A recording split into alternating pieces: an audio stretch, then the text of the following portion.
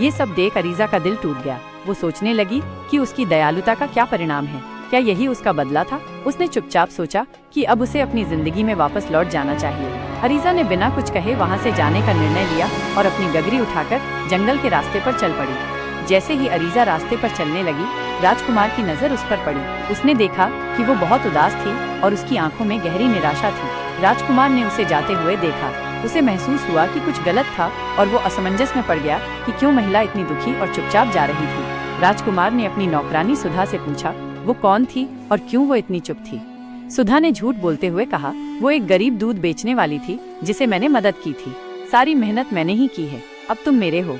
राजकुमार को सुधा का जवाब संदेहास्पद लगा, लेकिन उसने इस पर ज्यादा ध्यान नहीं दिया। वो महल की ओर लौट गया और अरीजा के बारे में सोचता रहा। इधर अरीजा ने घर लौटने के बाद अपनी गगरी को एक कोने में रखा और अपने काम में खो गई।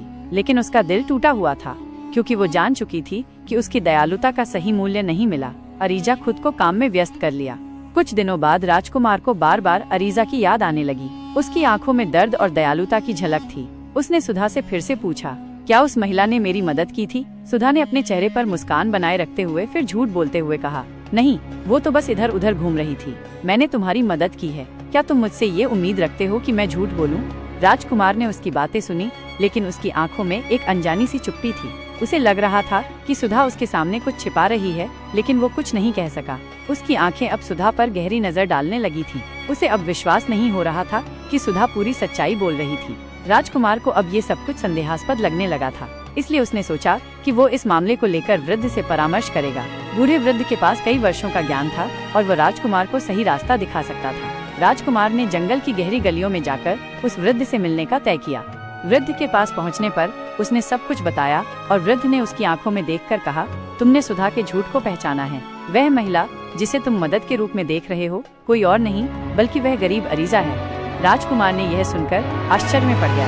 वो समझ चुका था कि सुधा ने उसे धोखा दिया था। राजकुमार ने महल लौटते ही सुधा की लालच को देखा, जो राजकुमार से महंगे कपड़े और गहनों की मांग कर रही थी। राजकुमार ने अपना सारा काम छोड़ दिया और गांव-गांव अरीजा के बारे में जानकारी लेने निकल पड़ा।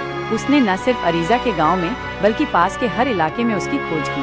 कई दिनों की मेहनत के बाद एक बुजुर्ग ने उसे बताया कि अरीजा उसी गांव की एक गरीब लड़की है जो गाय का दूध बेचने का काम करती है। राजकुमार अरीजा की झोपड़ी तक पहुंच गया और उसकी झोपड़ी में जाकर उसके सामने सिर झुका दिया। राजकुमार ने कहा मुझे माफ कर दो, मैंने तुम्हारी मेहनत और दयालुता को पहचाना नहीं।